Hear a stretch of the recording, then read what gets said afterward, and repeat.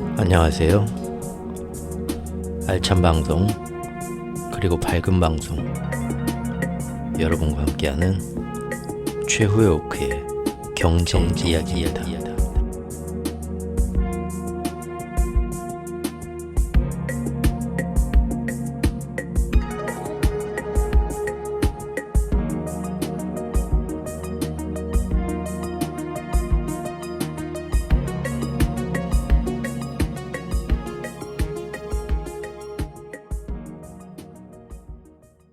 안녕하세요. 11월 토요일에 최오크입니다.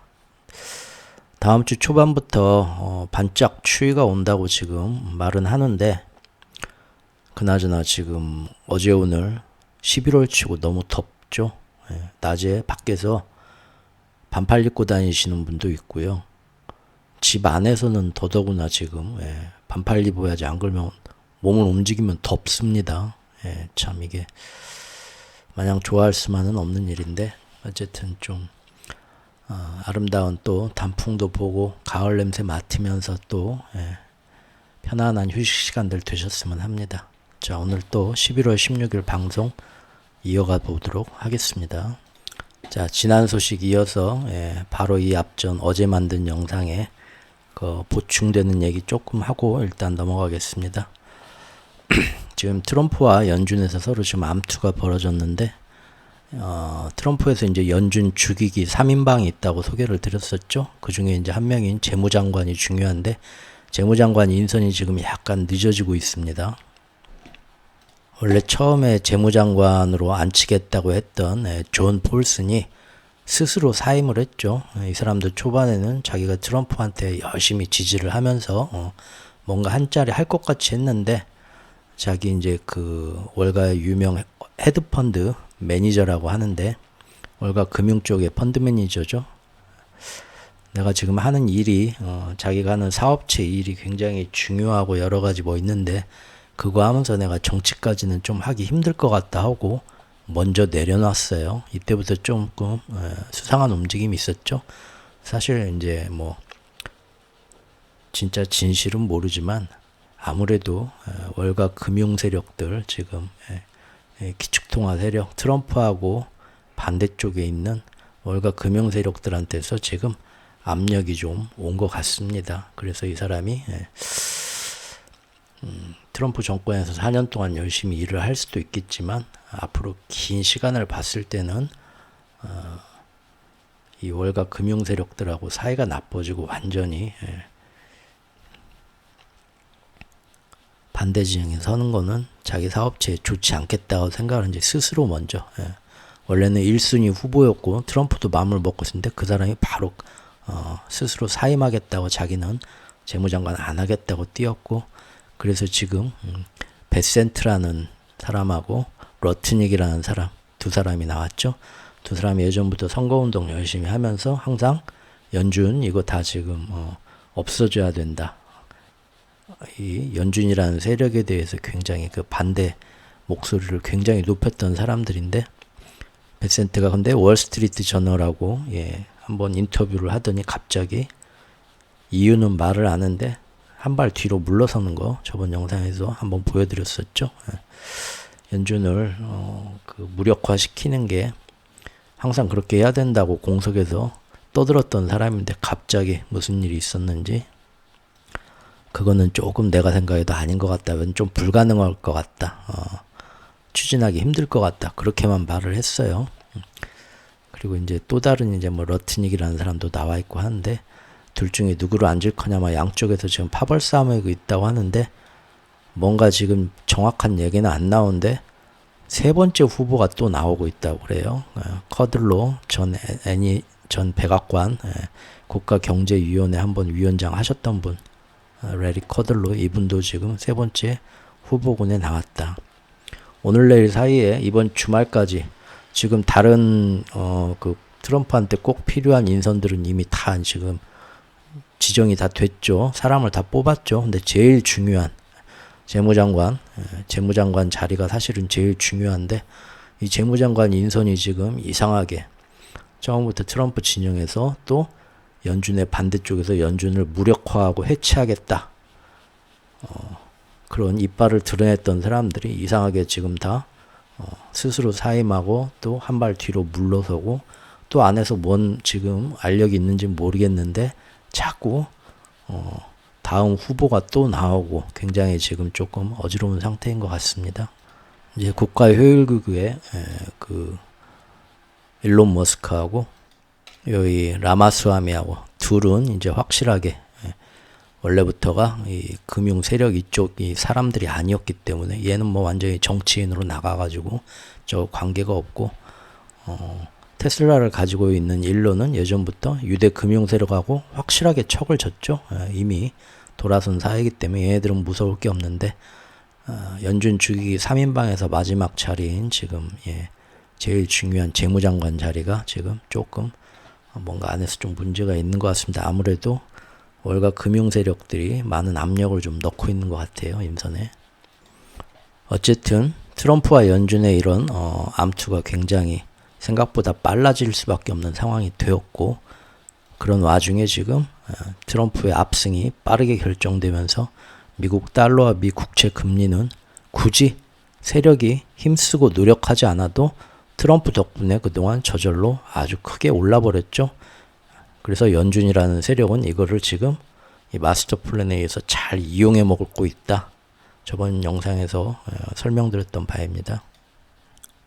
달러인데 여기까지는 세력들이 올라놨고 여기서부터는 11월 5일 이후에 11월 6일 미국 대선 트럼프 그 결정이 나면서부터는 사실은 트럼프 때문에 트럼프 트레이드로 이제 올린 거죠. 세력들이 올린 건 아니고 트럼프가 여기서 올려준 건데 어쨌든 트럼프가 갑자기 너무 빨리 인수위도 빨리 조직하고 트럼프한테 힘이 쏠리면서 지금 세력들이 쫓기면서 당황하는 건 있지만 사방에서 이제 반란의 조짐도 나오고는 있지만 덕분에 시장 전체가 트럼프 트레이드에 열광하면서 달러와 미국채 금리가 순식간에 올랐죠. 그러면 여기서 이제 연준이 할 수 있는 일은 그렇죠. 이제는 해리스 도와줄 만큼 도와줬는데 안 됐으니까 예전처럼 10월, 11월처럼 아니 9월, 10월처럼 괜히 막 경제지표 너무 좋다. 그리고 이제 금리 인하도 할 거다고 팍팍 금리 인하 할 필요가 없다는 거죠. 달러 패권을 계속 가져가면 이제부터는 뭡니까? 경제지표도 인플레가 살짝 반등할 수도 있을래나? 그런 식으로 나오면서 금리 인하 굳이 해야 되나? 굉장히 좀 천천히 해야 될 것 같은데 이제 대선 결과가 트럼프로 나왔으니까 이제 그 방향으로 가야겠죠. 근데 마침 트럼프가 이만큼 달러하고 미 국채 금리까지 원래는 이제 이 정도 수준에서 세력들은 맞춰놨었는데 4.338 넘어서 4.5까지 지금 트럼프 때문에 끌어올려졌으니까 일단 자기들은 땡큐죠.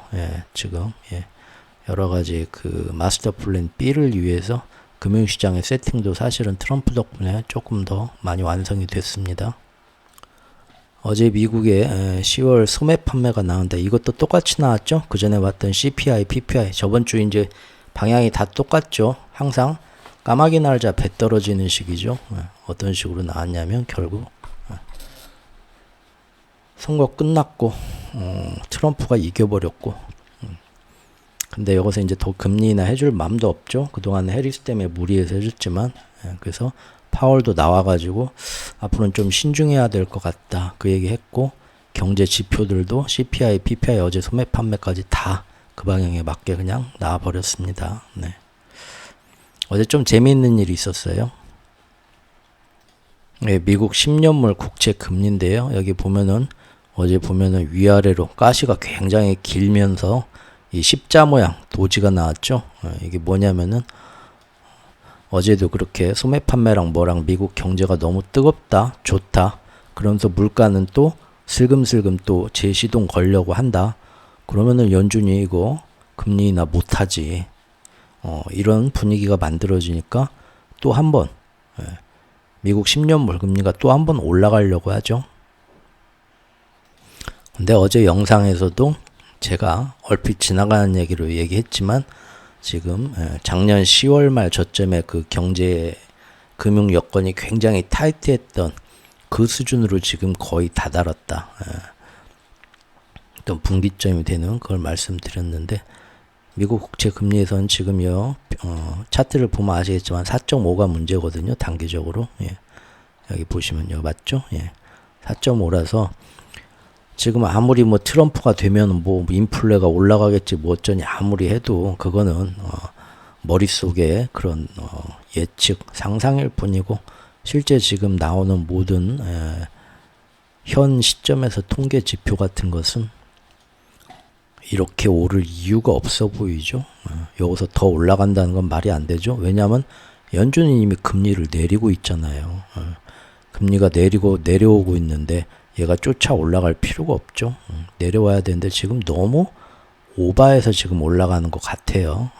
오바해서 올라가는 것 같은데 보시면 달러도 어제 잠깐 제가 말씀드렸지만 가장 작년 10월 달러가 제일 올랐던 때 그 수준까지 어제 올랐죠. 그러니까 오르고 확 꺾이죠. 지금 아무리 봐도 뭔 일이 터진 건 아니에요. 그냥 앞에 트럼프 트레이드 기대감 이런 걸로 오르는 건데 별다른 거 없이 그런 기대감에 오르는 거라 치면은 실제 어디에서 뭔 사건이 터진 것도 아닌데 그러면은 지금 작년 10월에 그 금융 여건이 굉장히 긴축적이고 좋지 않았던 자산시장이 막 망가질 정도로 굉장히 안 좋았던 그 느낌 이상으로 달러가 오를 이유는 없죠. 어쨌거나 저쨌거나 금리 인하 시즌에 들어왔잖아요. 그리고 뭐 관세 무역 전쟁에서 달러가 다시 강해질 거던데 그거는 추측일 뿐이고 앞으로 몇 달에 걸쳐서 어떤 식으로 풀어나갈지 모르잖아요. 그냥 예상의 범주일 뿐이죠. 그러니까 넘어도 여기까지 가서 넘기는 부담이 된다는 거죠. 근데 이제 슬슬 환율이나 국채에서 그 지금 딱 모두가 그 시점에 지금 왔거든요. 그러니까 여기서 달러가 더 올라간다고 고민들 하게 되는 겁니다. 그래서 어제 이제 멈추게 되는 거고 비슷해요. 전부 다 항상 같이 가거든요. 유동적으로 유로화도 마찬가지입니다. 유로화도 떡락을 하고 있지만 지금 보면 저 밑에 지지선들 그렇죠. 저 밑에 지지선들 작년 10월하고 작년 초에 있던 그 유로화가 떡나있던 그 수준까지 딱 갔어요. 근데 여기서 지금 뭔가 더 떨어진다고 순전히 앞으로의 걱정, 우려 때문에 떨어지는 거지 당장 뭔 일이 터진 건 아니잖아요. 그러니까 이거는 좀 여기서 설마 더 떨어질까? 떨어질 만큼 떨어졌다는 느낌이 오죠. 달러도 그러고 유로도 그러고요. 파운드는 이제 워낙에 예전부터 뭐 브렉시트 그런 게 조금 다르고요. 루브라는 지금 볼 필요가 없고요. 엔화도 마찬가지입니다. 엔화도 보세요. 그동안 달러가 너무 오르고 상대적으로 미국 일본 금리차가 부각되면서 다시 엔화가 쭉 올랐지만 가만 생각해 보면 어떻습니까?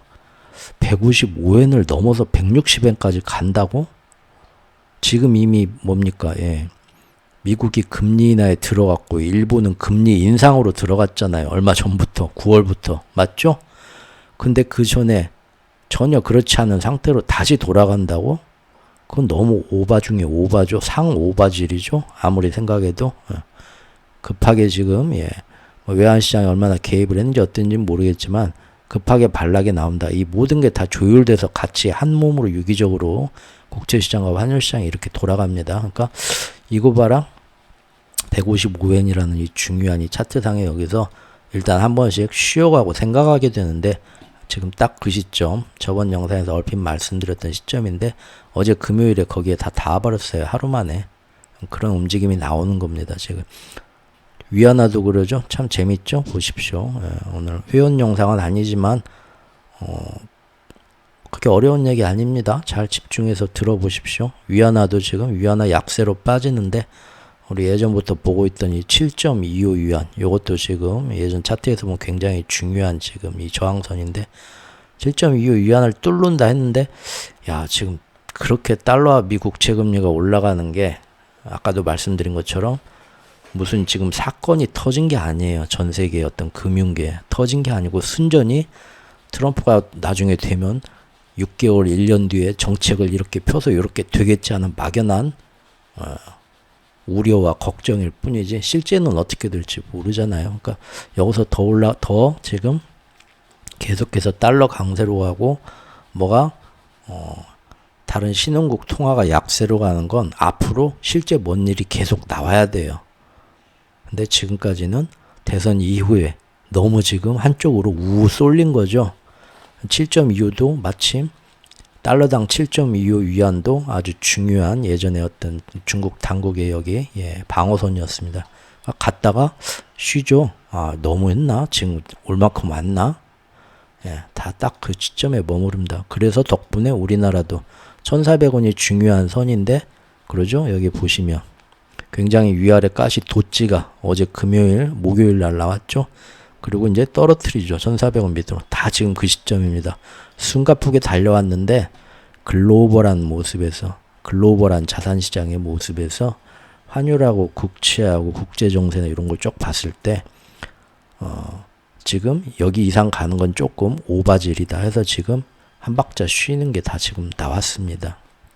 이게 사실 미국 증시 자산시장 다우 스파이 뭐 여기서도 다 나왔는데 그거는 오늘 보는 시간이 아니고요. 그건 다음 기회에 보겠고요.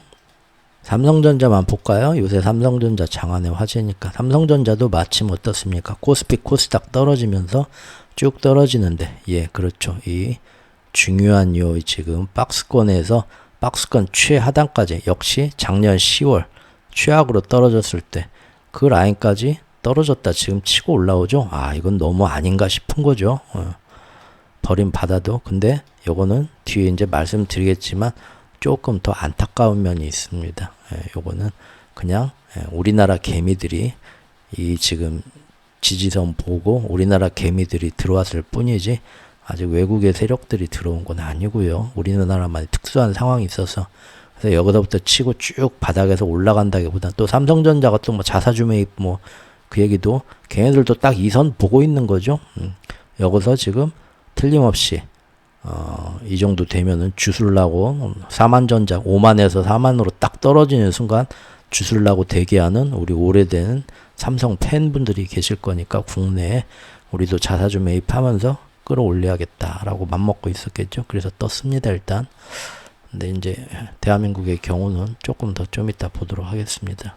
그러다 보니까 다시 미국 10년물 얘기로 돌아와서 여기에서도 지금 더 올라간다고 아무리 뭐 트럼프가 어쩌고 관세가 어쩌고 뭐 앞으로 뭐 세상 한다고 해도 그거는 지나봐야 하는 거고 지금 그냥 머릿속으로 상상하는 거고 당장 뭔 일 터지기 전에는 여기에서 한 번쯤 지금 쭉 환율하고 전 세계 자산시장하고 국제시장 쭉 보면 다 지금 톱니바퀴가 아다리가 딱 맞아서 쉬어갈 때가 됐죠. 야, 그동안 너무 달려왔는데 여기서 더 나가는 건 좀 오바를 좀 많이 떠는 것 같다. 그 시점에 왔죠. 그러니까 여기서 지금 어제 미국 소매 판매 그렇게 뜨겁게 나와서 또 막 파월부터 해가지고 아유 앞으로 금리나 힘들 것 같아 말 나와도 그래도 4.5를 넘어서 5.0까지 가는 건 정말로 앞으로 트럼프가 뻘짓을 하는가 안 하는가 그게 가능한가 그때 가서 하는 거지. 지금은 여기까지만 설레발 쳐도 충분하겠다 이런 생각을 하는 사람이 지금 우리가 쭉 본 것처럼 전 세계 똑똑한 펀드 매니저들 다 있겠죠. 그 사람들도 다 이런 거 보고 있단 말이에요. 그러니까 어제 메가 블록들이 들어온 겁니다. 딱 그 작년 10월에 그 긴박했던 작년 10월 말에 긴박했던 순간 환율 국제시장이 거기하고 거의 근데 거기에서는 상당히 어떤 저항이 한번 올 거다.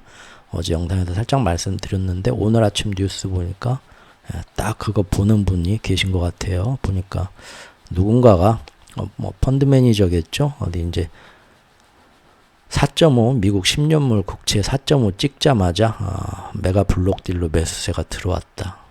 우리나라 돈으로 선물 거래입니다. 16,000 계약을 블록딜로 가져갔다. 미국 국채가 더 이상 떨어지진 않을 거다. 10년물이. 앞으로 국채는 바닥이고 당분간은 오를 거다. 그동안은 너무 설레발쳤어 해가지고 아까 우리가 본 것처럼 여러 가지 흐름을 다 같이 봤겠죠. 그 사람도 우리나라 돈으로 2조 2,400원어치 이 돈을 다 낸 건 아니고 선물 계약이니까 선물 증거금만 조금 내고 지금 가져간 겁니다. 어쨌든 어마어마한 배팅을 한 거죠. 개인이 했을 리는 없고 어떤 회사에서 이제 투자기관 회사에서 지들끼리 이제 잠 안 자고 지들끼리 회의했겠죠. 그래서 배팅 해보자 하고 이제 이런 거는 사실 단기적으로 들어오는 겁니다. 그래서 어제 이런 4.5 한번 찍자마자 지금 위아래로 출렁하면서 도지가 미국 10년물 금리 3번 나왔다는 건데, 나중에 정말 뭔 일 생겨서 뭐 국제적으로 어떤 이벤트가 또 생기고 자산시장에 예상치 못한 뭔가 뻥 터지거나 트럼프가 진짜 뻘짓을 하거나, 트럼프가 뻘짓을 한다는 얘기는 무슨 얘기냐면, 그 얘기는 하지 말죠. 너무 길어져. 그래서 어쨌든 이런 돈은 큰 기관, 지금 보면 막 메가 블록들이잖아요. 근데 선물시장에서, 국제 선물시장에서 저런 식으로 들어오는 거는 정말로 큰 한 나라의 연기금이나 어떤 큰 투자은행들이 장기적인 흐름을 보고서 여기서부터 바닥에 묻어놨다고 들어오는 돈은 아니라는 겁니다. 걔네들은 여기서 해가지고 일주일이든 열흘이든 재미 봤는데 뭔가 심상치 않다면 언제든 털고 나갈 수 있는, 사실상 채권시장의 투기자금이고요. 딱 일단 차트상의 기술적 지지선 저항선이나 이 모든 흐름들을 보고 한탕 해먹겠다 하고 들어오는 겁니다. 사실은 재미로 보면 될 것 같고요. 자, 어쨌든 어제 영상에서 본 것처럼 파월 이후로 파월이 등장한 이후로 계속해서 연준에서 바람잡기에 어제까지 금요일까지도 나섰더라고요. 한마디로 금리 인하, 이제는 해리스 그렇게 밀어주는데 트럼프 됐으니까 더 이상 뭐 트럼프 좋으라고 금리 인하 해줄 이유는 없죠. 또 트럼프 때문만이 아니라 이 마스터 플랜에서 달러 패권을 가져가기 위해서 이제는 금리 인하, 우리가 항상 2년 전부터 봤던 것처럼 막상 금리 인하 시작해도 그렇게 팍팍 안 해줘. 팬데믹 이전처럼 아주 높은 데서 살짝만 찔끔하고 한참 그대로 가거나 해서 고물가, 고환율, 고금리 시대는 앞으로의 뉴 노멀이 돼서 갈 거야. 2년, 3년 동안 떠든 얘기죠. 결국 그 모습으로 가겠다 이겁니다. 자, 어제도 뭐 중도파인 보스턴 연은 총재님 나와서 지표 더 봐야 되고 좀 더 천천히 신중하게 가야 될 것 같다. 파월도 그런 얘기 했는데 나도 그런 것 같다 얘기하셨고요. 시카고 연은 총재도 와서 중립금리까지 딱 우리가 지금 금리 인하를 해야 되는데 앞으로 12개월에서 18개월, 1년에서 1년 6개월 사이에 갈 것 같다. 이 얘기는 뭡니까? 지금 미국이 지금 벌써 75bp 인하를 하고, 중립금리 아무리 지금 봐도 몇 번만 더 내리면은 금방 중립금리로 갈 것 같은데 1년하고 1년 6개월 얘기하는 거 보니까 아주 1년 6개월 동안 두세 번 천천히 내려야 될 것 같다. 삥 둘려서 그런 말 한 거고요. 자, 이 중립금리, 인플레는 유발 안 하면서 경제는 그대로 경제에 악영향을 미치는 나쁜 인플레이션은 유발 안 하면서도 경제 활성화하면서 쭉 올라가는 그런 아주 아름다운 단계의 금리, 중립금리가 어디냐 참 찾기 힘들죠. 그런데 어제는 이런 얘기까지 나왔어요. 중립금리 자기들이 최신 어떤 뭐 슈퍼컴퓨터인지 뭔지 몰라도 시뮬레이션 돌려봤다. 딱 했는데 이미 중립금리의 상단에 다다른 것 같다. 이런 얘기가 나왔어요. 심지어 연준 안에서. 이분께서 이 로리 로건 댈러스 연은 총재께서 어제 나와가지고 연준 아무리 지금 중립금리 벌써 온 것 같아. 그러니까 더 이상 금리 인하 하면 안 되고 내릴 만큼 다 내린 것 같아. 그 얘기입니다. 자기들이 다 시뮬레이션 돌려봤더니 지금 4.58%까지 딱 하면 딱 좋은 중립금리. 더 이상 내릴 필요도 없고 거기까지만 하면 딱 좋을 것 같다. 근데 지금 이미 그 범위의 상단에 거의 다다랐다. 그러니까 앞으로는 우리가 굳이 금리 인하할 필요가 있을까? 이런 얘기를 뜬금없이 또 어제 했다는 거죠. 왜 이런 얘기는 선거 전에는 한 번도 안 나왔을까요? 선거 전에는 이런 얘기 안 하고 앞으로도 계속 내려야 될 것 같다 하더니 이제 트럼프 되고 나서 이제 연준과 트럼프 사이의 기싸움이 시작되면서 갑자기 또 싹 또 변하기 시작하는 거 지금 보고 계십니다. 그리고 이제 마지막으로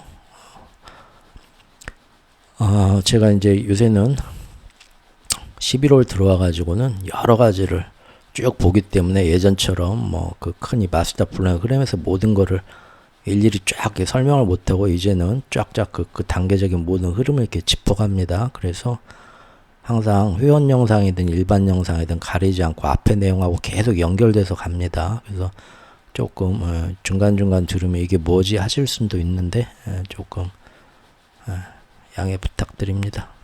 자, 레포 시장하고 엔캐리에 주의해야 된다고 저번 영상에서 말씀드렸는데, 지금 아까 본 것처럼 마침 달러, 국채, 모든 환율, 엔화 모든 시장이 지금 적정선에 이르렀죠. 지금 중요한 거는 다음 주입니다. 다음 주 월요일이네요. 다음 주 월요일에 드디어 이제 우에다 총재님께서 또 한마디 하게 나오게 있습니다. 아까 본 것처럼 환율 국채가 딱 적정선에 이르는데 이 양반이 또 어떤 식으로 입을 터냐. 기존 세력들하고 연결되어 있는 분인데, 거기서 이제 자산시장 어떻게 되나 나오겠죠. 제가 지금 회원 영상에서는 계속해서 트럼프로 압승이 이어져서 애초 우리가 보려는 시간보다 훨씬 더 자산시장의 쏠림 현상이, 불확실성이 제거되면서 굉장히 빠르게 나오면서 뭐 시장이 막 난리가 나고 뭐 드디어 날아간다 막 하고 있지만, 그래도 애초 마음먹었던 대로 최소 보름 2주는 더 지켜봐야 된다. 지켜보는 거를 개인적으로 택하겠다고 말씀을 드렸습니다. 그래서 지금 12월 5일, 6일부터 해가지고, 11월 6일부터 해가지고, 지금 다음 주 화요일까지 최소 2주는 더 봐야 될 것 같은데요.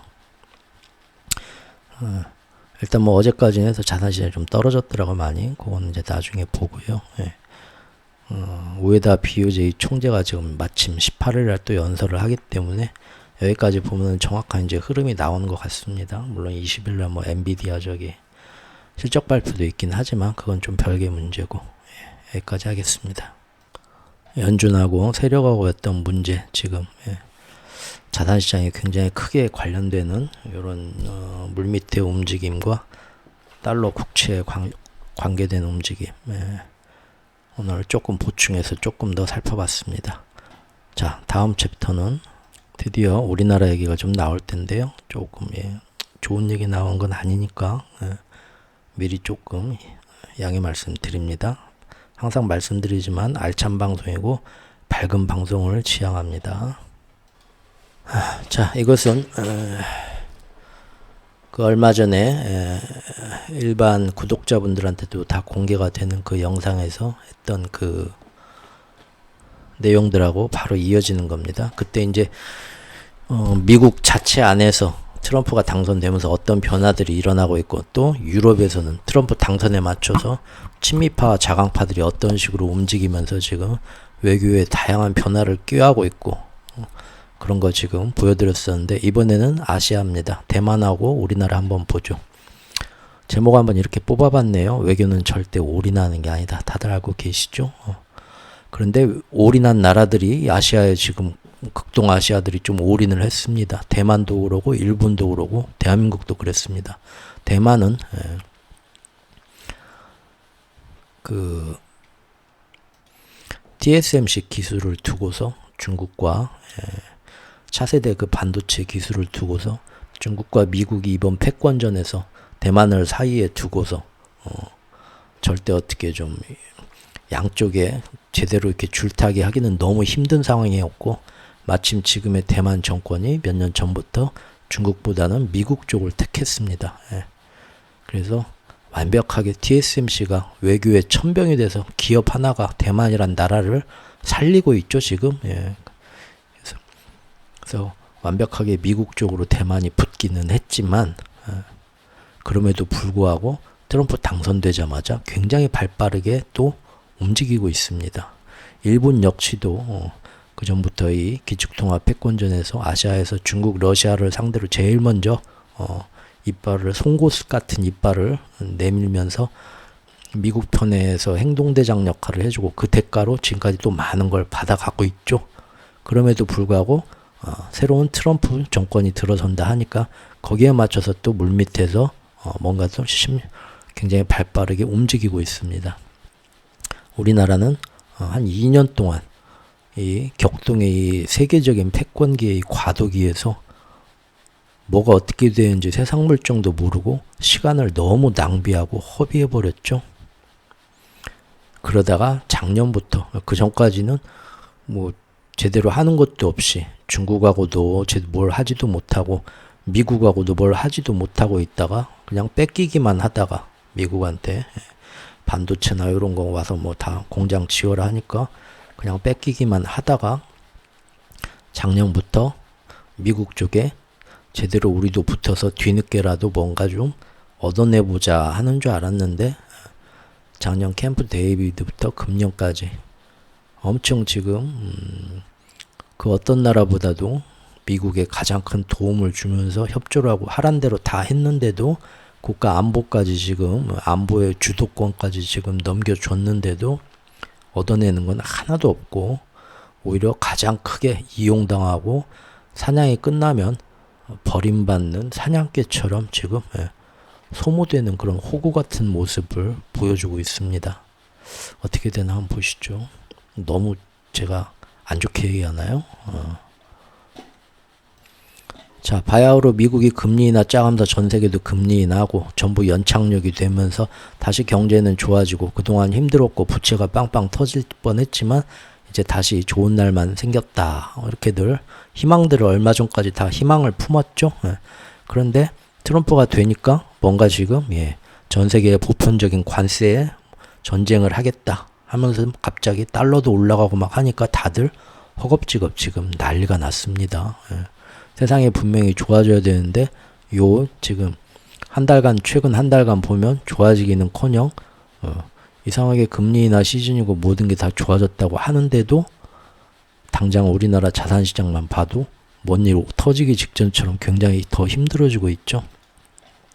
특히 앞으로는 트럼프 시대가 오면서 이 무역전쟁, 관세전쟁에서 피해를 최소화하기 위해서 아주 다각화된 외교 채널이 절실해졌죠. 왜?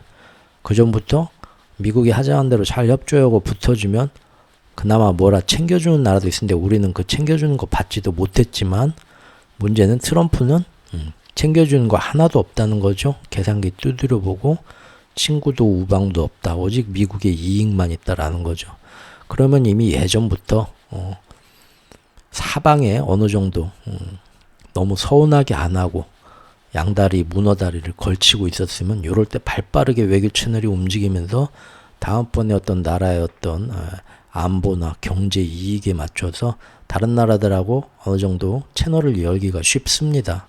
그런데 무슨 예전 조선시대 쇄국 정치처럼 딱 우리만 챙겨주는 우방 한두 나라한테만 올인을 하고 나머지 나라하고 모든 거를 자꾸 극단으로 척을 지는 쪽으로 가면 이런 트럼프가 당장 그게 몇 년이나 갑니까? 사실 지금 보니까 우리나라가 외교에 이제 조금 색깔을 띠고 지금 그 전까지는 뭐 그런 색깔도 없어가지고 예전에 그 하원 의장 낸시 펠로시가 우리나라 왔다 푸대접 받고 그냥 삐져갖고 막 가고 그랬죠. 그 전까지 외교 어떤 방향도 없었는데 그나마 1년 전부터 2023년도부터 2023년 중반부터 캠프 데이비드 초대받아가지고 햄버거 얻어먹으면서 그때부터 이제 우리도 지금 뒤늦게 정신 차리고 뭘 해보자 했는데 너무 한쪽에 올인했죠. 지금 우리는 어떻게 지금 이 시점에서 트럼프가 당선된 시점에서 앞으로를 대비해서 뭐 좀 해보자 하려고 해도 움직일 여력이 없어요. 다른 라인들을 다 너무 심하게 버려놨기 때문이죠. 자, 한번 보겠습니다. 이미 지금 무역 대표부 자르에 그 예전에 그 로버트 하이저를 재기용하고 있는데 아무리 봐도 지금 돌아가는 거 봐도 USTR과 상무부를 포함해서 행정부 전반에서 트럼프가 공언한 관세, 보편적 관세 이거는 안 할래 안 할 수가 없을 것 같습니다. 반드시 그렇게 될 것 같아요, 지금. 심지어 미국 안에서도 그렇게 높은 관세를 매기게 되면 외국에서 물건을 수입해다가 미국에다 파는 미국의 소매업체들도 굉장히 물건값이 올라가고 자기들이 그 피해를 보게 되죠. 그런데 트럼프 일기 때도 보셨으면 아시겠지만 트럼프는 그런 거 신경 안 씁니다. 자기만의 주장이 있고 그것이 모두가 맞다. 그걸로 인해서 부작용이 나서 어디가 힘들다 하더라도 그건 나 때문이 아니다. 다른 놈들 탓이다. 외국 더 나쁜 놈들 탓이다 하면서 절대 자기의 잘못은 인정하지 않고 모든 탓을 외부로 돌리는 그런 성향이 있죠. 그대로 밀고 나간다는 겁니다. 지금 미국 기업들 트럼프 딱 되자마자 로비스트가 있죠. 미국에서는 정치권의 어떤 이렇게 로비를 해가지고 자기들 편한 대로 정책을 뒤에서 태클을 걸어주고 정치적인 영향력을 끼치도록 하는 그 로비스트 활동이 굉장히 미국은 활발한데 이미 미국 안에 미국 기업들조차도 이번 그 트럼프 관세 정책에서 자기들 기업이 피해를 보지 않기 위해서 로비 단체에 지금 전화통이 불이 나고 있다. 일주일 전부터. 미국 안에서도 이렇게 지금 난리가 나고 굉장히 발빠르게 행동을 하고 있습니다. 기업들이. 그런데 뭐 골드만삭스나 그런 데서 나오는 얘기 보면 트럼프의 관세 정책 때문에 내가 볼 때는 한국, 대만, 베트남, 아시아 니네가 제일 문제가 될 것 같다. 조심해라. 이렇게 따뜻한 조언을 해주네요. 그래서 최근 보면은 우리나라 지금 우리나라 언론들 보면 왜 이렇게 지금 막 코스피 코스닥 다 떨어지고 삼성전자 떡 나가고 그 다음에 뭐 원화가 다시 막 1,400원을 넘냐 이런 거 보면은 트럼프 때문이다. 트럼프가 우리를 또 못 살게 굴 것 같아서 요걸로 다 몰고 가죠. 근데 사실 저는 이런 기사 보면 좀 개인적으로 화가 납니다. 막 화병이 좀 생기려고 그래요.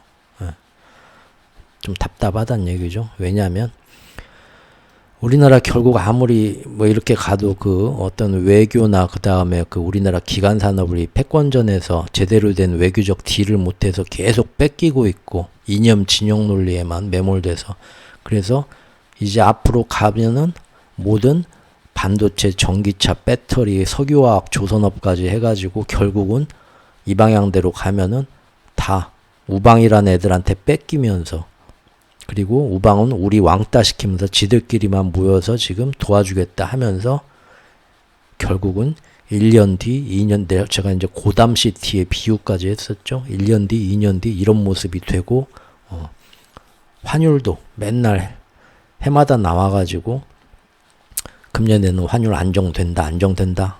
전문가들 얘기했지만 반대로 이 모든 게 이 패권 과도기에서 제대로 된 국제 정세를 이해를 못하고 외교도 잘 못하고 또 국민들도 그걸 인식을 못하는데 이러지 않으면 결국 이 방향으로 반도체 산업, 삼성전화 다 망가지고 전기차 배터리도 제가 뭐 배터리 아저씨 나와서 뭐 좋아하면서 뭐 중국보다 우리나라 배터리가 어쩌고 얘기할 때도 욕 좀 얻어먹으면서도 가끔 이제 소신껏 발언을 했는데 결국 2년 전, 1년 전 보던 모습이 지금 온 거예요. 닥친 거예요. 근데 문제는 또 우리는 아무 문제가 없는데 트럼프 때문이다. 이렇게 몰고 가고 국민들도 또 그런가 보다 하죠.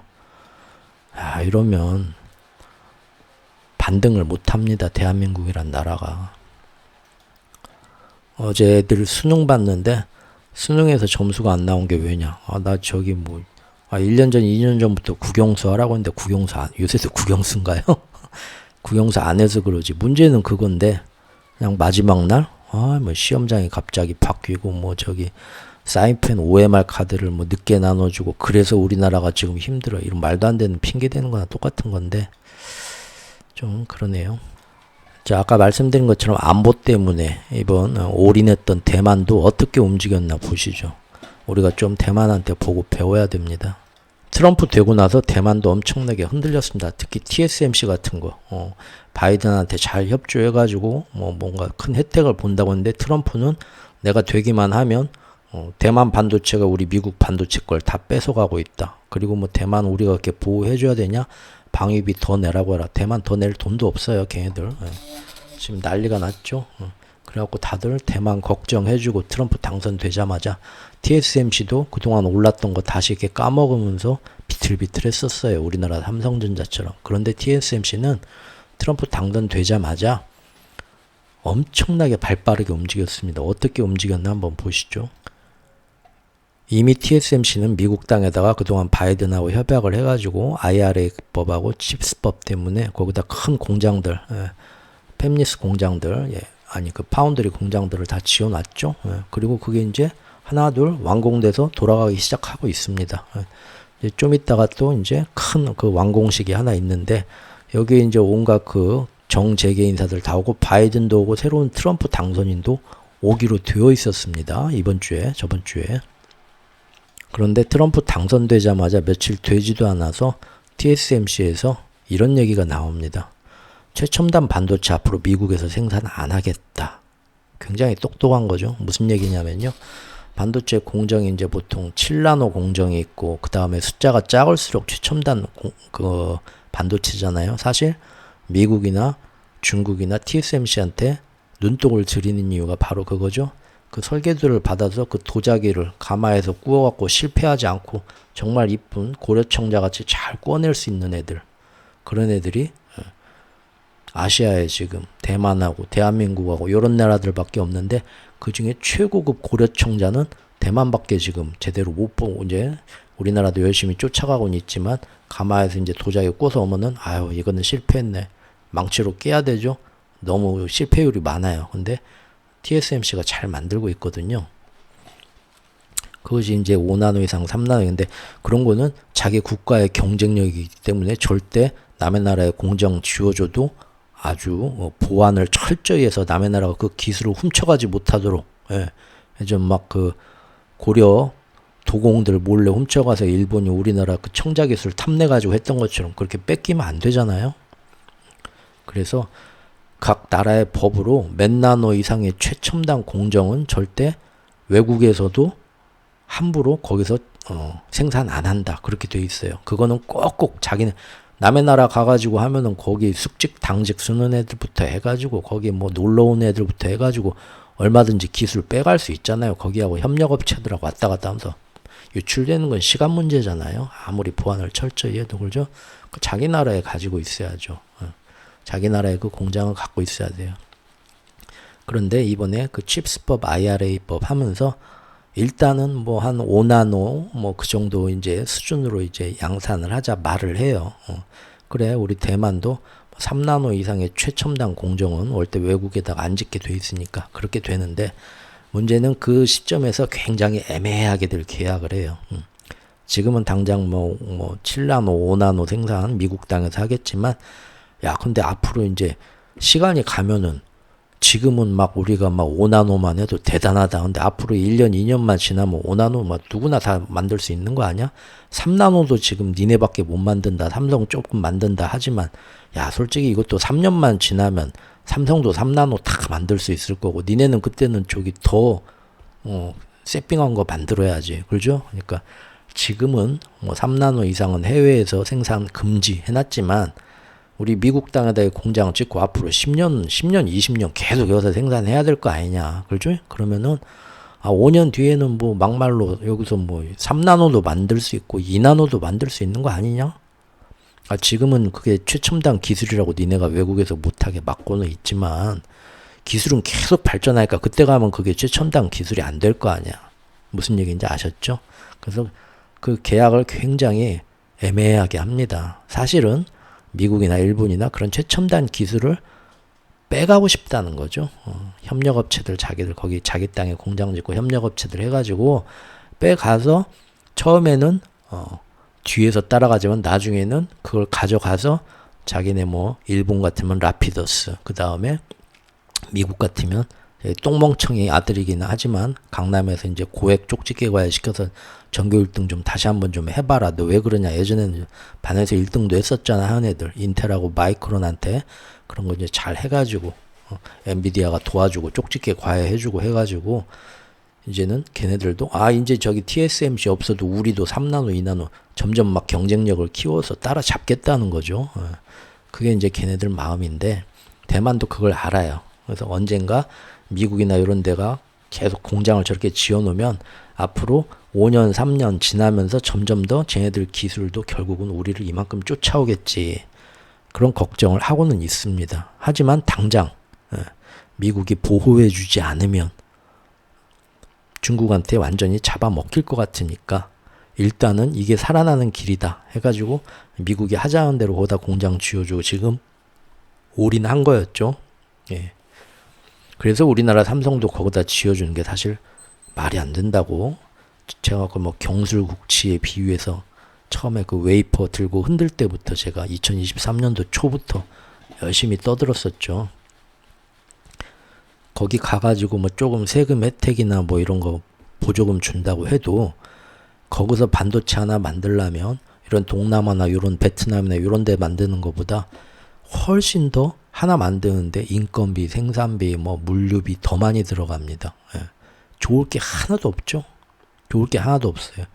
그걸 차라리 우리나라 땅에다가 지금 반도체 배터리 공장 삼성이나 저기 뭐 SK나 현대나 뭐 이런 데서 지금 지난 2, 3년 동안 중국에 지어준 거를 우리나라 땅에다가 다 지었으면요. 지금 우리나라 이렇게 안 망가집니다. 예.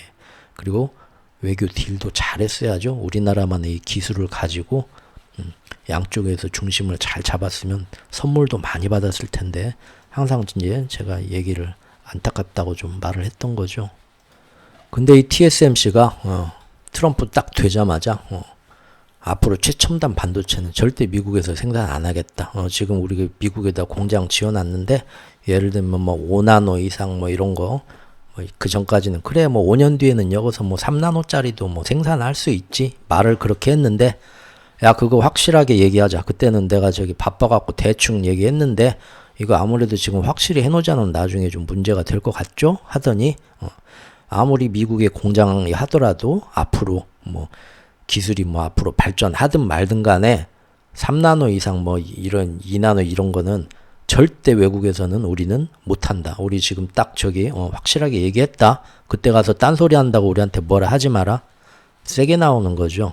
이거는 지금 무슨 얘기냐면 트럼프가 당선되자마자 그 전까지 바이든하고는 좋게 가자 이렇게 했지만 트럼프는 대만한테 잘해주는 게 없잖아요. 모질게 한다고 하잖아요. 그럼 우리도 뭐 지금 뭐 자존심 버리고 뭐 우리가 뭐 배알도 없는 놈이냐? 뭐 니네한테 좋은 기술 우리가 이걸 다 줘? 절대 안 주겠다 이겁니다. 한번 버팅기는 거죠. 밀당 시작한 겁니다. 자, 문제는 이 상황이 TSMC만의 상황은 아니란 거죠. 우리나라 삼성이나 SK나 요런 데가 지금 미국 가서 공장 지어줄 때도 똑같은 조건을 했거든요. 우리도 앞으로 계속 최첨단 어떤 지금 뭐 5나노, 3나노, 뭐 앞으로 2나노, 뭐 5년, 7년 지나면서 점점 기술이 더 발전될 거 아닙니까? 근데 괜히 지금처럼 미국하고 그래요. 5년 뒤에는 뭐 3나노 기술이 지금은 대단하지만 그때는 뭐 별거 아니고 더 좋은 기술 나올 거니까 그때는 미국에서 3나노 생산할 수도 있죠. 우리도 똑같이 그렇게 얘기를 했거든요. 지금 대만이 저렇게 나올 때 사실 우리도 대만보다 우리가 먼저 했어야 되죠. 대만 아쉬운 것보다 우리가 지금 더 아쉬운 게 많으니까. 트럼프 돼가지고 우리나라 이렇게 못 살게 군다고 하는데 모토로 지금 우리도 확실하게 얘기를 해야죠. 우리 국가 안보, 기술 안보 그런 것 때문에 아무리 우방이라고 해도요. 거기 가서 뭐 인건비도 2배나 비싸고 좋은 거 하나도 없는데 뭐 그리고 뭐 보조금 뭐 세금 혜택 준다고 말만 했지 지금까지 주지도 않았잖아. 계속 미루기만 하고 그러죠. 짜증 나잖아요. 얼마든지 할 수 있는 목소리 내서 할 수 있는 얘기입니다. 뭐 확실하게 합시다. 우리도 전화해가지고 트럼프 되자마자 3나노 뭐 이상 최첨단은 5년 뒤든 10년 뒤든 그거는 우리 국가 안보상 우리 그 먹고 사는 우리 유일한 밥그릇인데 그거는 절대 해외에서는 안 된다고 우리도 국회에서 정부에서 그런 방침이 있습니다. 통보만 해주면 되는데 TSMC는 이렇게 대만은 빠르게 움직이는데 우리는 그 얘기도 지금까지도 못하고 있어요. 꿀먹은 봉오리처럼 눈치만 보고 있죠 지금. 이런 게 지금 아쉽다는 겁니다. 그리고 아까 얘기한 그 공장 완공식 있죠. 여기 지금 뭐 엔비디아 젠슨 황도 오고 뭐 AMD 리사 스도 오고 그 다음에 축하한다고 짝짝짝 박수치면서 여기서 앞으로 뭐 몇 년도까지 몇 나노 생산을 해봅시다 하고 바이든도 와서 하고 트럼프 당선인도 초대받아서 오고 오는 자리인데 이거를 행사 취소했습니다. 바로 TSMC가 취소. 뭐 왜 꼭 취소를 했어야 됐냐? 뭐 적당한 이유는 안 되는데 대충 핑계 대면서 그날 좀 날이 이사 가는 날도 아니고 그날이 좀 날이 안 좋네. 다음에 다시 날 받아가지고요 정식으로 행사할 때 그때 다시 한번 초청장 돌릴 테니까 그때 이제 화환들 가지고 조금 그때 축하해주러 와주십시오. 그렇게 통보를 엊그제 했다는 얘기입니다. 그리고 지금 미국의 모든 그 쟁쟁한 기업인 CEO들하고 현직 대통령과 차기 대통령까지 초대받은 자리인데 일방적으로 그냥 취소해버린 거죠. 밀당하는 겁니다. 이게 뭐냐 서운하다 이거죠. 나 그리고 트럼프가 앞으로 우리한테 얼마나 잘해줄지도 모르는데 뭐터러 지금 내가 여기다 남의 나라 땅에 이렇게 비싸게 공장도 엄청 힘들게 돈 몇 배로 들여갖고 세 배인가 들었다고 하죠. 세 배인가 들어서 공장 짓고 거기서 사람도 못 구해서 이렇게 힘들고 어렵게 니네 좋은 거 하나 없고 미국 니네 좋으라고 거기다 공장 지어주고 생산하는 건데 그만큼 니네가 우리한테 뭘 해주기로 했는데 트럼프는 해준다고도 하는데 내가 뭐가 좋다고 그날 뭐 박수치고 그날 동네에다가 지금 잔치하고 그러겠냐. 그 얘기죠. 잘하는 겁니다. 이렇게 밀당을 한 3, 4일 사이에 해버리니까 바로 뭐가 나왔냐. 지금 지나 러먼도 그 상무장관이 미국에서 TSMC부터 우리가 약속한 보조금 주겠다 확정을 해버렸어요. 뭐 칩스법 IRA법 때문에 전 세계 자기 나라에 와서 공장 짓고 반도체 공장 지은 거에 이만한 지금 예산을 지원해주고 뭘 지원을 해주겠다 각종 혜택을 말을 약속을 했었잖아요. 근데 자기들도 그거보다는 뭐 이스라엘에 뭐 지원해주고 우크라이나 지원해주고 자기들 필요한 것만 하면서 요거는 살살 아니 이번 달 말까지 이거 지원해주기로 했는데 왜 안 해줘요? 지금 공장은 다 지어졌는데 아이고 우리가 좀 이거저거 바빠서 그래. 좀만 기다려. 다음 달에 꼭 해줄게 하면서도 슬슬 야 근데 너무 예산을 지금 너무 좀 줄여야 되는데 저거 조금 줄여볼까? 그런 얘기들 하고 있죠. 지금 미쳐버리는 거죠. 근데 더구나 트럼프까지 당선돼서 트럼프는 뭐라고 합니까? 그 바이든이 만든 뭐 보조금 주고 하는 뭐 IRA법, 칩스법 나는 그거 진짜 마음에 안 들어. 나는 내가 정권 잡기만 해봐. 나는 그거 안 줘버릴 거야. 거의 그렇게 선언하고 있죠. 난리가 난 겁니다. 이렇게 뒤통수만은 역사에 기록될 만한 호구 외교가 없어요. 왜? 반도체는 우리 미래의 유일한 제일 큰 밥줄입니다. 우리나라 수출에서 제일 큰 먹거리예요. 여기를 이렇게 갖다 퍼주는 바보 같은 짓을 했는데 이거는 그래서 제가 말씀드렸잖아요. 그 구한말에 우리나라 기간산업 뭐 외세 열강들한테 뺏기는 것 같고 똑같은 식으로 그냥 갖다 헌납하는 거라고.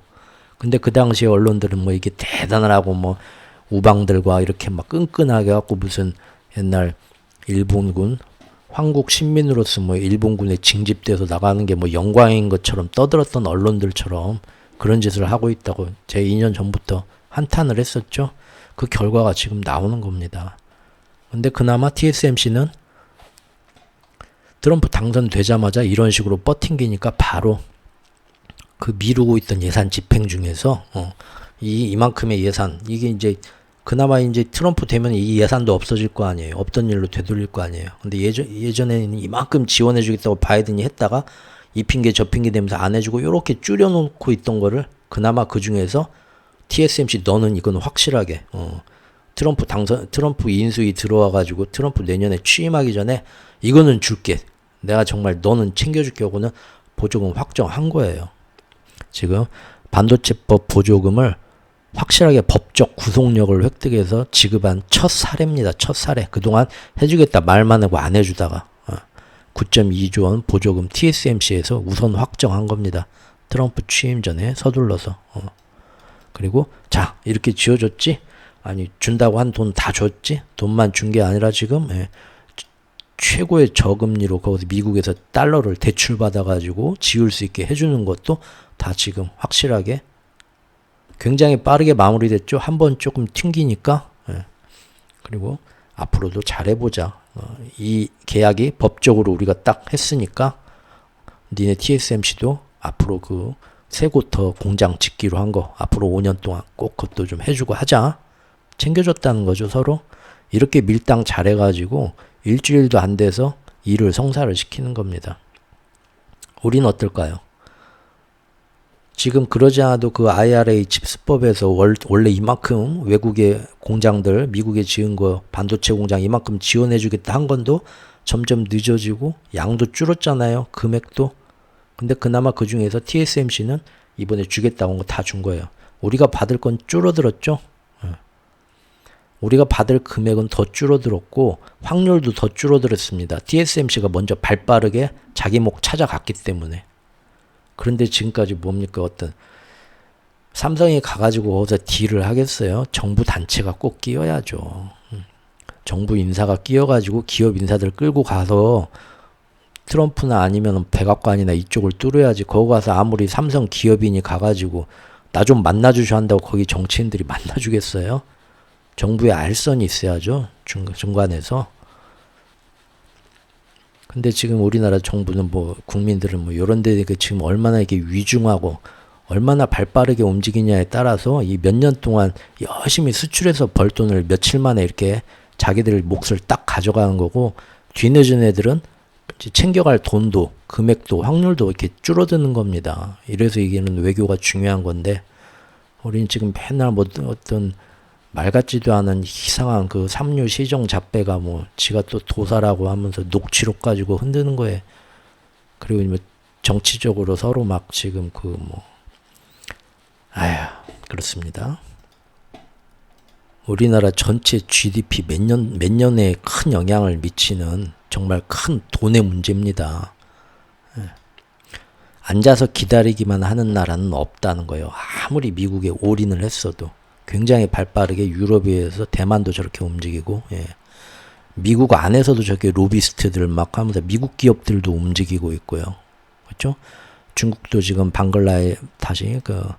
방글라데시로 공장을 다 이전해서 좀이라도 관세 충격을 줄여볼까 지금 방글라데시하고 중국하고 엄청나게 지금 지난 일주일 사이에 트럼프 대선 되고 나서 열흘 사이에 엄청나게 접촉이 왔다 갔다 했다는 기사들 나오고요. 우리는 또 뭐 알아서 우리도 지금 뭐 하려고 한다. 정부에선 그렇게 말은 하죠. 근데 예전에 작년에 현대자동차 해갖고 IRA 입법 그 전기차 배터리 보조금 얼마나 줄 거냐 리스 차량에 대해서 그때도 우리가 지금 알아보고 있다 말은 했지만 아무것도 못했죠. 믿을 수가 없어요. 좀 믿음지가 않아요 저는. 네, 그래서 중국에 또 뭐 이런 것도 미국에 제안을 해보고 중국은 이러고 있습니다. 말레이시아도 지금 여기서 어떻게 또 중국과 미국 사이에서 양쪽에서 또 다 받아 먹어볼까 양다리 외교를 하면서 지금 무역 전쟁의 반사익을 기대하고 있습니다. 자 이제 우리나라 얘기 좀 해보죠. 5개의 별, 5개의 인연. 인간과 영물이 진화를 거듭하며 부딪히게 되는 시련과 가치들, 그리고 깨달음. 야차요. 지금 이 오래된 이야기를 무료로 읽으실 수 있습니다. 네이버 카페에서 최후의 오크의 이야기 세상을 찾아주세요. 감사합니다. 자, 우리 대한민국 이미 지난 3년 동안 남들이 이렇게 뛰어다닐 때 우리 안에 자체적으로 이념 논쟁으로만 세월을 소비하면서 미국에 붙어야 되냐 중국에 붙어야 되냐 시키지 않아도 국민들끼리 싸우면서 시간을 허비했고요. 그 결과는 이제 오래전부터 제가 이대로 우리가 정신 안 차리고 계속 이 방향으로 가면 결국 반도체, 전기차, 배터리, 석유화학, 조선업 전반에서 다 뒤지고 다 떨어지고 난리가 반토막이 날 거고, 환율은 오히려 더 국제정세에서 유연한 모습을 못 취하면서 점점 유럽전선, 중동전선, 아시아전선 붙으면서 우리 남북한이 가장 불꽃이 튀는 뭔가 주인공이 되면서 환율은 더 떨어질 거다. 이거 2년 전부터 영상 엄청나게 블로그에 글도 쓰고 영상도 만들면서 수없이 2년이 뭡니까? 블로그부터 한 거 보면 3년 전부터 이게 좀 고담시 대기하면서 이 방향으로 가면 결국 이렇게 됩니다. 제가 목이 쉬어라 욕 먹으면서도 유튜브 하면서는 그때 와가지고 이 빨갱이 새끼가 여기 있네 하면서 욕 먹으면서도 열심히 떠들었던 건데 결국 이게 지금 금년 11월에 모습이 나오는 겁니다. 안타깝죠? 한국 전기차 배터리 어쩌나 트럼프 인수위 전기차 보조금 폐지한다고 한다. 완성차 배터리 업체 타격이 예상된다. 그 작년부터 해가지고 뭐 반도체 다시 날아간다 할 때도 제가 이거 기저효과로 잠깐 이렇게 날아가는 거지 지금 요런 모습으로 가기 때문에 반도체 절대 못 일어납니다. 작년부터 말씀드렸습니다. 언론에서 얘기하는 것만 믿으면 안 된다고. 결국 지금 삼성 3분기 실적에서부터 지금 나왔죠.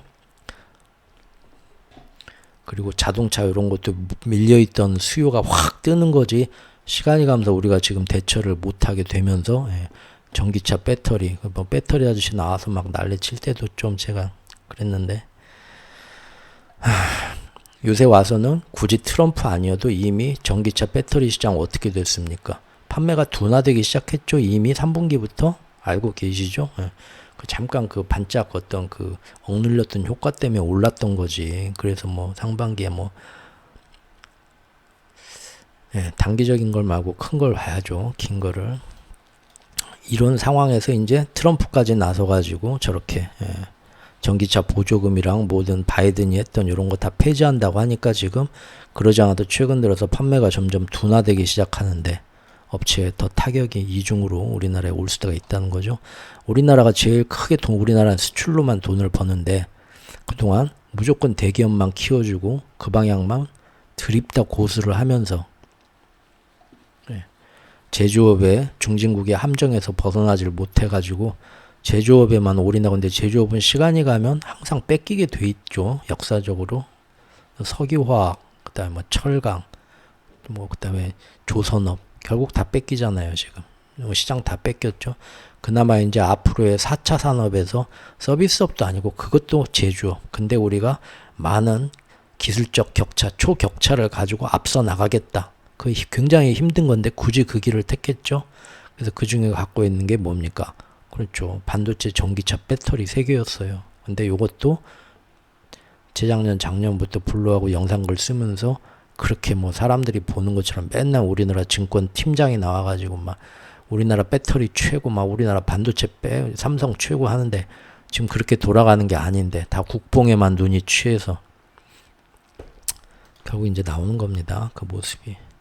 보조금 폐지는 뭐 이루어질 것 같습니다. 지금 보면은 물론 이제 그 막 호언 장담하는 대로 완벽하게 보조금 폐지는 안 될 것 같아요. 왜냐하면 전기차 보조금이나 뭐 이런 반도체 배터리 때문에 공장을 우리나라가 가서 전 세계에서 제일 많이 지워줬는데 돈을 퍼다 줬는데 그게 또 트럼프의 그 지지하는 공화당 남쪽 텍사스주나 그런 데서 많이 혜택을 받거든요. 그래서 거기 이제 지역민들 목소리도 있기 때문에 애초에 자기가 주장한 것처럼 완벽하게 폐지는 못하겠지만 그래도 충격은 오는 건 확실할 것 같습니다. 테슬라가 뭐 테슬라에 도움됐는데 이거는 테슬라 얘기할 때 따로 얘기하겠습니다.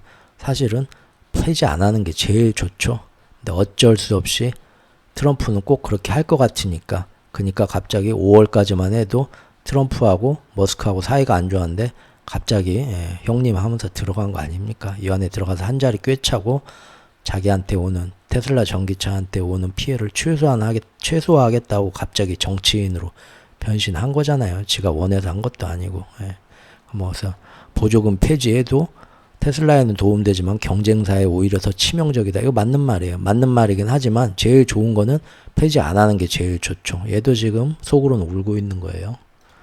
자, IRA 도입 후에 대미 투자를 아주 공격적으로 늘렸던 현대자동차, LG에너지솔루션, 국내 완성차 배터리죠. 타격이 지금 불가하다. 그래서 이 여파로 지난 15일에 우리나라 국내 증시 다 뭐 LG에너지솔루션이 마이너스 12% 빠지고 삼성 SDI 마이너스 6%, SK이노베이션 마이너스 6% 빠지고 배터리 관련주 엄청 크리했다.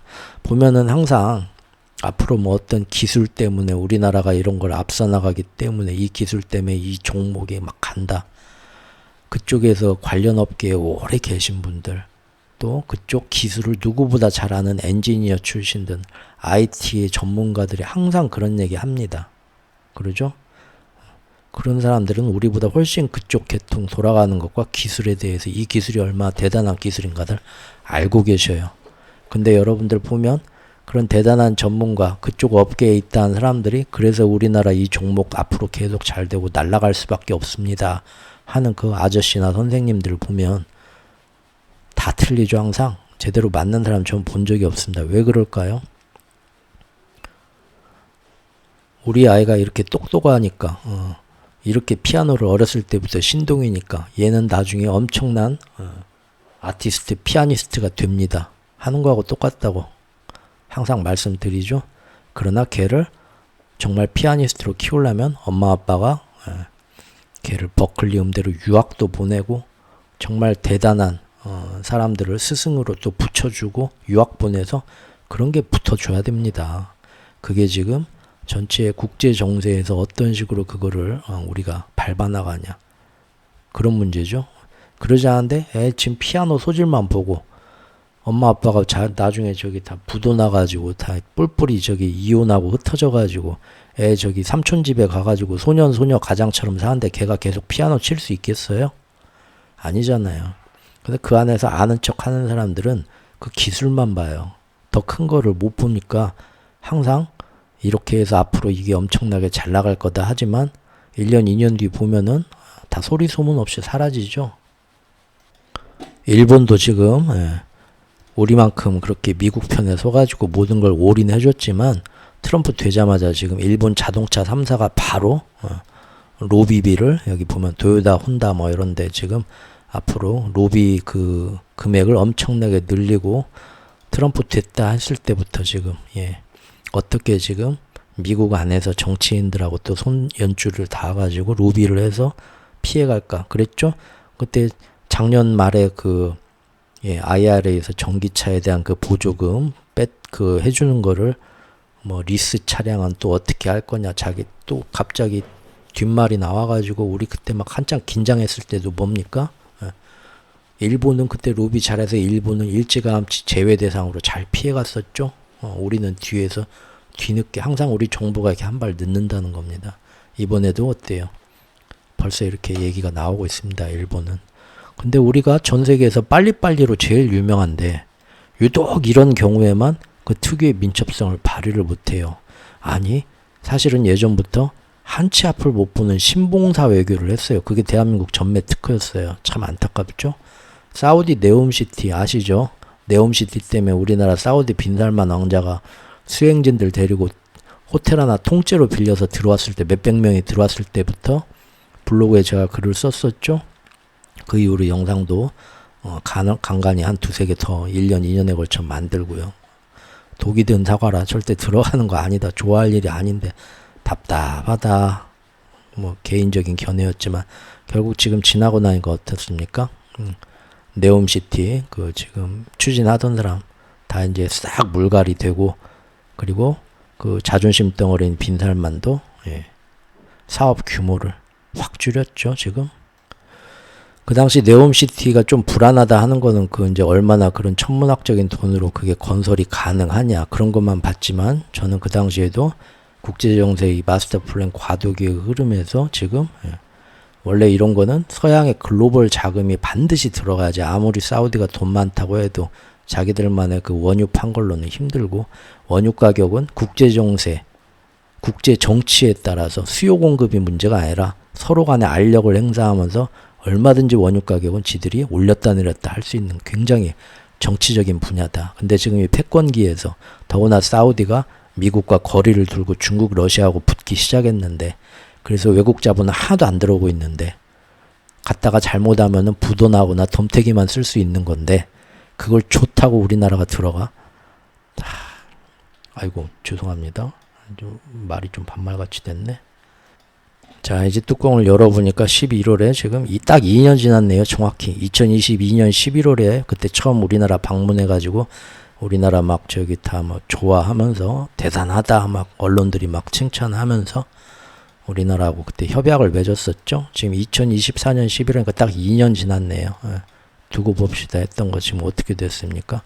그 당시 우리나라하고 맺은 MOU 업무 협약이 40조 원 규모였습니다. 근데 지금 얼마나 지금 그것이 실제 계약으로 그때는 말로만 앞으로 이렇게 계약해서 잘해봅시다 한 거죠.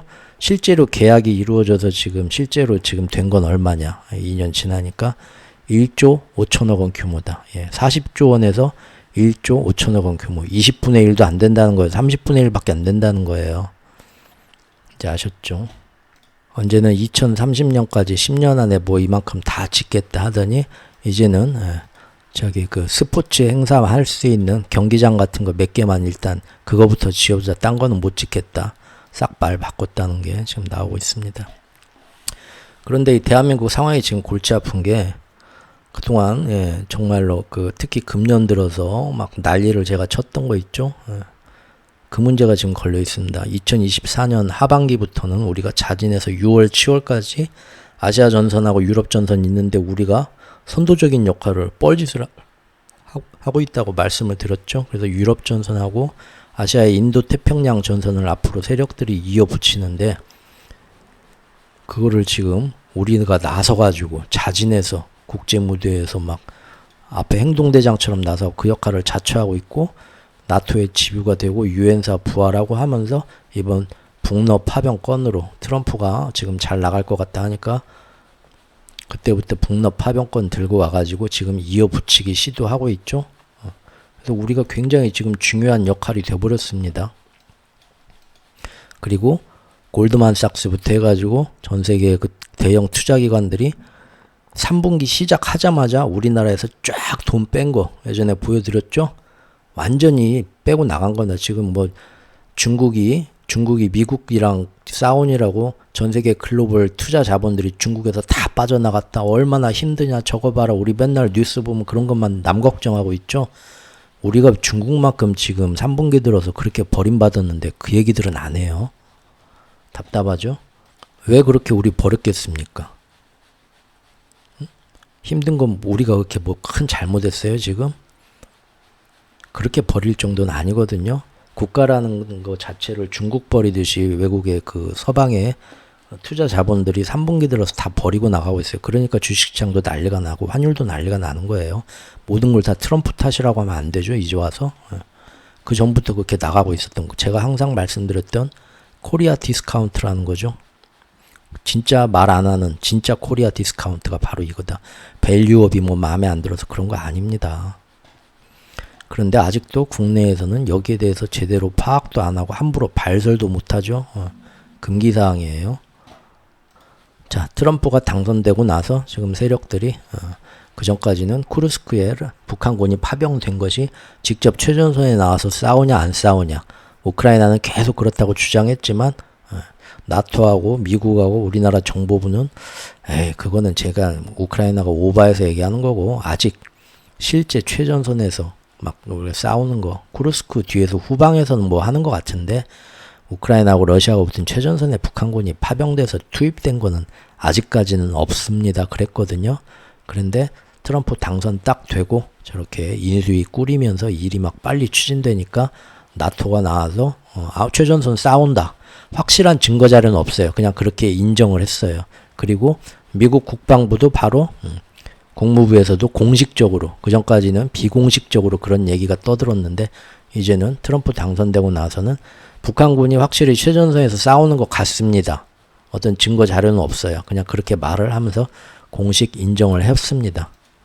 근데 재밌는 건 국무부에서 그렇게 얘기를 했을 때도 그날 같은 날 우리나라의 국가정보원, 국정원에서는 뭐라고 했냐면은 아직 대한민국에서는 북한군이 최전선에서 같이 총 들고 전투에 임해서 우리 뭐 우크라이나 전 부대하고 치고받고 싸웠다는 정보는 아직은 우리가 받은 건 없습니다. 우리는 그날 다른 얘기를 했어요. 미국 국무부에서 인정한 날도. 재밌죠? 실제로 지금 트럼프 당선되고 나서 토니 블링컨이 건너가서 유럽에 이제 이 새로 그 나토 사무총장, 그 초강경파죠. 미국말 잘 듣는, 야고 해서 북한군이 전투에 투입됐다. 말 그대로 전투 중이다. 근데 정확히 어떤 부대, 어떤 전선에서 어떤 모양으로 투입됐는가 자세한 디테일은 말을 안 해요. 그냥 이제 트럼프 당선됐으니까 우크라이나 전쟁 휴전시키기 전에 더 키우고 싶은 거죠. 그래서 이는 우리 미국과 유럽의 단호한 대응을 요구하며 우리는 그렇게 할 거다. 그러면서 파트너들아 다 같이 지원을 확대해 주자 하면서 우리한테도 뭔가 얘기를 하려고 하는 거겠죠. 단호히 대응하겠다. 북한이 우크라전에 참전한 거고 이거는 용서할 수 없는 일이다. 얘기를 합니다. 근데 아까 말씀드린 것처럼 이 얘기가 나온 날 우리나라 국정원에서는 그날 오전까지만 해도 아직 우리가 파악한 건 없다. 자체적으로 그렇게 얘기했어요. 그래서 제가 이 뉴스를 보고 이거 엇박자가 나오네. 우리도 유럽이나 아시아 다른 나라처럼 트럼프 당선되니까 살짝 좀 밀당을 하는 건가? 외교 채널의 다각화를 시도하는 건가 했는데 그건 아닌 것 같았고요. 왜냐하면 바로 그 다음날 우리나라 국정원도 인정을 했습니다. 뒤에서 전화 왔겠죠. 야, 너 뭐 하냐 너 지금. 나토하고 미국에서 전화 왔겠죠. 북한군 지금 참전한 거고 지금 전투라고 공식 인정했다니까 왜 혼자 뻘소리하고 있냐고. 한 소리 먹었겠죠. 바로 그 다음날 우리 정부에서도 북한군의 참전 개시를 공식 확인해 줬습니다. 그래서 이제 거기에 맞춰서 우리도 대응을 해야 된다. 이런 식으로 지금 얘기가 나왔습니다. 여기 뉴스에도 나오죠.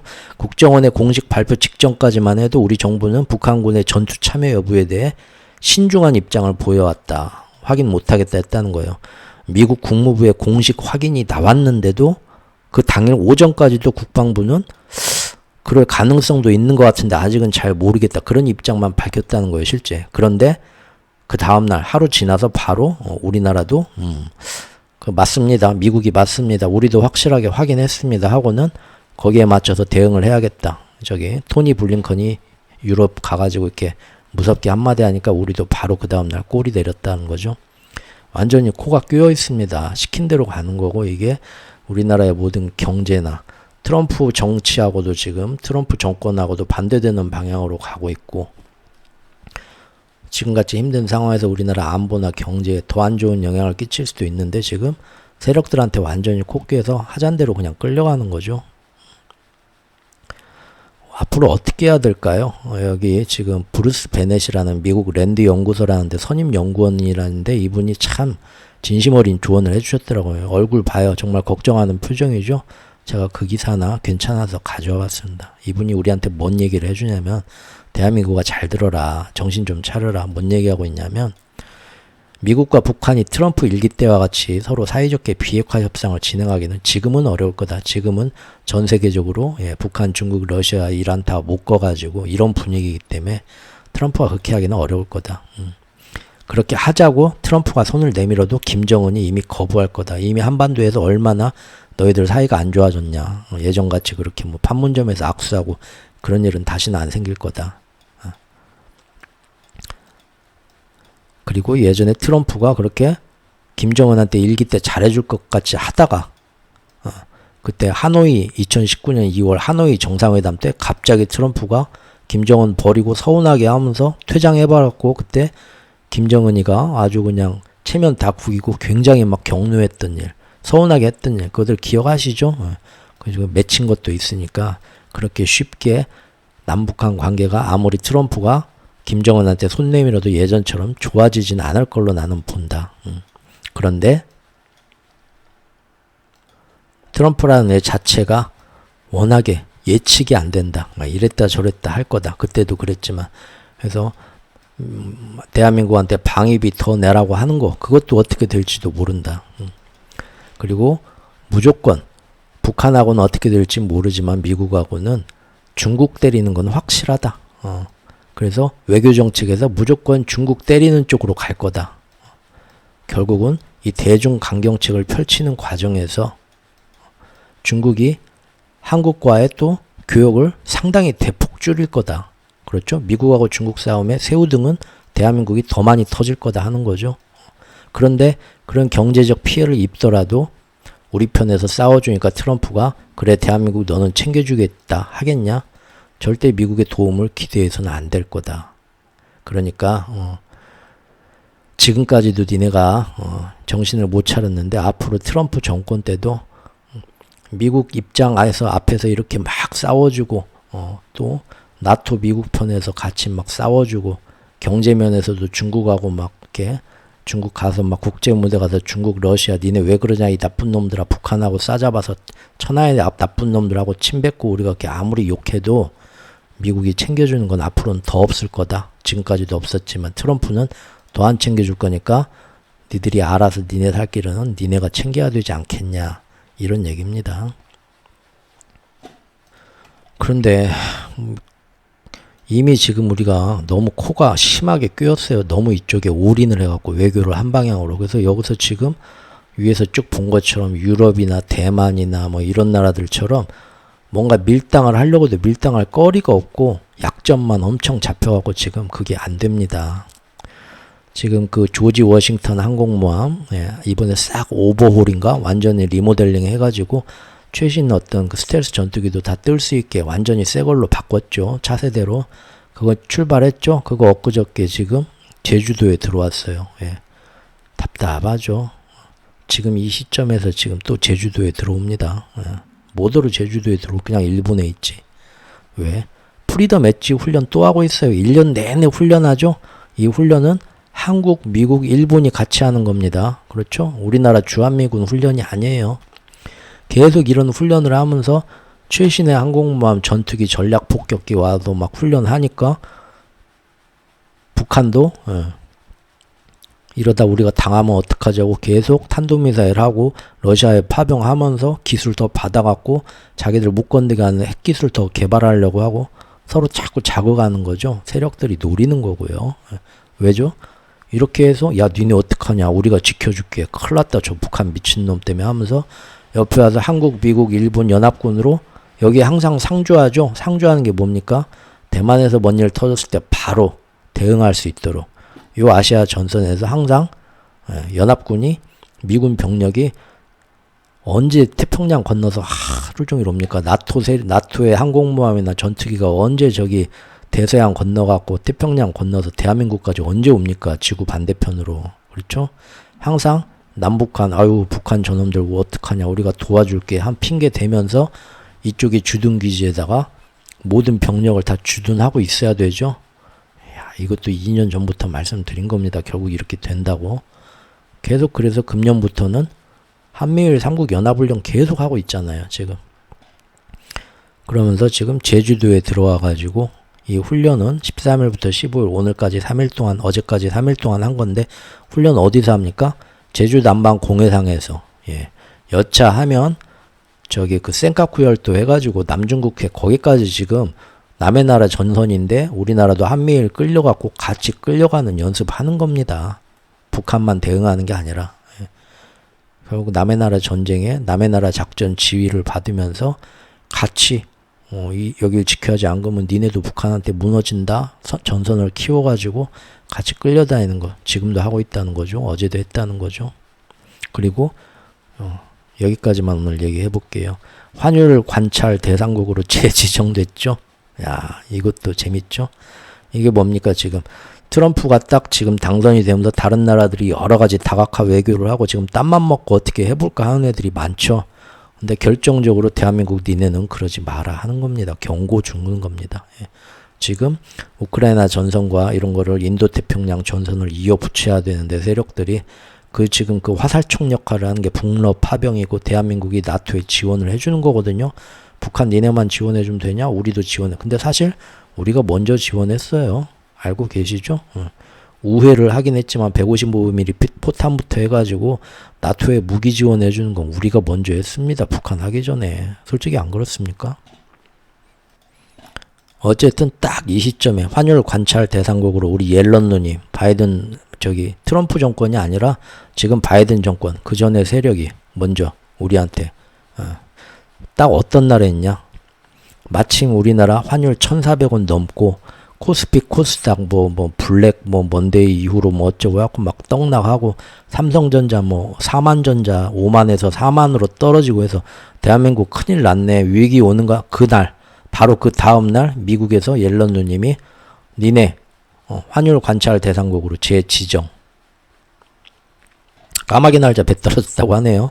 제가 배농사 망쳤다고 말씀드렸죠. 2년 전부터. 14일 정부에서 이거 위험하다 해서 우리나라 정부에서 환율 구두 개입 발표했는데 그 다음날 니네 뭐하냐 환율 그렇게 맘대로 니들 하는 거 아니다. 우리한테 경고 날렸다 이겁니다. 미국에서. 물론 환율 조작 3가지 기준 이렇게 있어요. 그 중에 2가지 충족해서 됐다 하는데 항상 제가 전에도 이렇게 환율 조작 예전에도 몇 번 영상도 만들었던 것 같은데 그때 이게 사실은 자기들 말 잘 듣게 하고 조련하고 적대국을 견제하는데 이용이 많이 된다 이거죠. 실제로 자기들 맘대로 운용을 합니다. 예를 들면 저번에도 일본이 지난 1년간 틈틈이 막 누구나 다 전 세계가 알 수 있도록 인정은 안 하지만 직접적으로 환율 시장에 들어가 가지고 개입을 그렇게 크게 한 게 뻔히 보이는데 옐런 재무장관 만나서 싸바싸바 얘기하면 옐런 재무장관이 이거는 충분히 그럴만하다 얘네들은 나는 이거 지지한다 하면서 눈 감아주죠. 하지만 조금 얘네들 우리 말 잘 듣게 당근하고 채찍으로 해야겠네 하면은 그때는 환율 그러니까 이게 환율 조작국으로 딱 이제 3아웃, 삼진아웃이 되면은 여기에 대해서 경제 제재를 할 수가 있거든요. 그러니까 법을 가지고 적용하는 것도 지 맘이고, 국제 검찰이죠. 자기 편이면은 그거 뭐 조금 했어도 아유 이 정도는 다 괜찮아, 다 그럴 수도 있지 뭐 넘어가고, 얘는 조금 정신 좀 차리게 해야겠다 하면은 압수수색 들어가는 거하고 똑같은 겁니다. 그래서 환율 감시 대상국은 항상 그런 식으로 이용이 되었고, 특히 지난 2년간은 정말 노골적이었죠. 가장 많이 혜택을 본 게 일본이었고요, 그동안. 근데 우리도 그렇게 미국 편에서 열심히 지금까지 해줬는데, 우리나라 지금 막 1,400원 넘고 코스피 코스닥 뭐 트럼프 된다고 해서 떡나고 이러고 지금 난리가 났잖아요.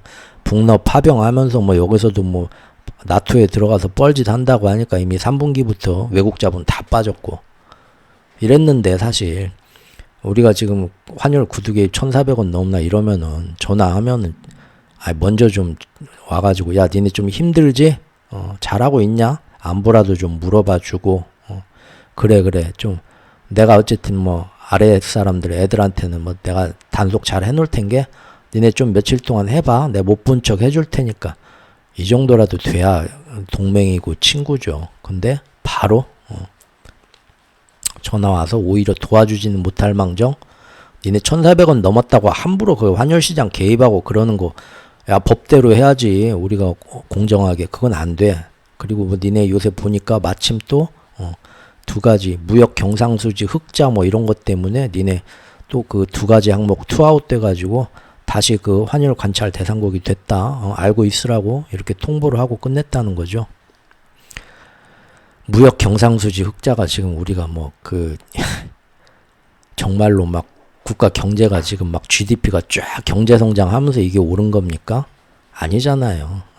그러니까 자기 편에서 뭔가 잘 해주면 이거를 항상 유도리 있게 자기들이 적응을 하는데, 이번에는 오히려 우리를 지금 힘든 시간에, 딱 힘든 날 더 지금 열심히 이렇게 띄워줬는데도, 트럼프 정권이 그런 것도 아니고 지금 바이든 정권에서 옐런 누님이 그렇게 했다는 건 뭡니까? 땀만 먹지 말라고 우리한테 경고한 겁니다. 여차 하면은 지금 행여나 트럼프 당선됐다고 해서 다른 나라들처럼 니네도 뭐 우리 지금 대한민국을 이용해서 우크라이나 전선과 인도 태평양 전선 이어붙였는데 땀만 먹지 말아라, 우리한테 사실은 경고하는 거고, 이것은 국제사회도 우리나라 우리 저기 그 사회생활 하는 거하고 똑같습니다. 한번 얕잡아 보이고 호구되면은 계속 그렇게 그 대접을 당할 수밖에 없는 겁니다. 그냥 반도체 지금 삼한전자 지금 와가지고 어제 오늘 사이에 지금 들어가긴 했는데요. 힘든 거 뭐 여러 가지 지금 쭉 나왔습니다. 지금 왜 나라꼴이 이렇게 됐는데 국가에서 아무런 뭐 못하고 있냐, 대응을 할 게 없어요. 지금까지 쭉 살펴보신 것처럼 어제 오늘의 문제가 아니고요. 다행히 아까 초반에도 말씀드렸지만 어제부터 달러와 국채시장 모두가 지금 글로벌적으로 딱 그 한계선, 적정선까지 일단 가서 쉬어가는 타임이 됐습니다. 미국 자산시장도 지금 대선일 이후 쭉 오르기만 하다가 적정한 피보나치 조정까지 어제까지 다 떨어졌거든요. 삼성전자 주가도 아까 보셨지만 의미 있는 지지선까지 가면서 저가 매수 딱 들어올 시간이 됐습니다. 이런 시점에서 삼성도 지금 역대 자사주 매입하겠다고 발표하면서 반등을 꾀하고 있고요. 그런데 지금 쭉 본 것처럼 지정학적 어떤 갈등이나 어떤 국제정세 외교에서 대외적인 면, 대내적인 면, 우리나라 여러 면에서 반도체 이런 거 다 지금 뺏기고 이러면서 삼성전자에서 저가 매수세가 국내 개미들이 딱 들어오긴 딱 좋은 시점이긴 한데요. 문제는 지난 몇 분기 동안 꾸준히 자산시장에서 발을 계속 빼온 거대 세력들과 빅샷들이 있죠. 얘네들은 그동안 쭉 제 영상에서 말씀드렸지만 미국 대선의 불확실성 하나만 보고 발을 뺀 게 아니에요. 그러면 얘네들도 미국 대선 불확실성이 트럼프의 압승으로 딱 불확실성 해소되는 순간 다 같이 우 들어왔어야 돼요. 근데 지금 시장에 들어온 건 나중에 회원 영상에서 말씀 다 짚어보겠지만 큰손 빅샷들은 절대 안 들어왔고요. 연말에 윈도우 드레싱 해갖고 보너스 받으려는 욕심에 있는 그 이제 짜잘한 애들만 다시 들어왔습니다. 들어와가지고 오른다 하면서 RSI 오르니까 일주일 만에 한번 부추 잘라먹듯이 잘라먹고 다시 또 이제 비트코인이나 테슬라 또 들어가가지고 또 올렸다가 또 잘라먹고 지금 연말까지 그렇게 가려는 모습이고, 물론 이건 이제 다음 주까지 제가 보름을 더 본다고 생각 봐야겠지만 일단은 오늘까지는 그런 모습입니다.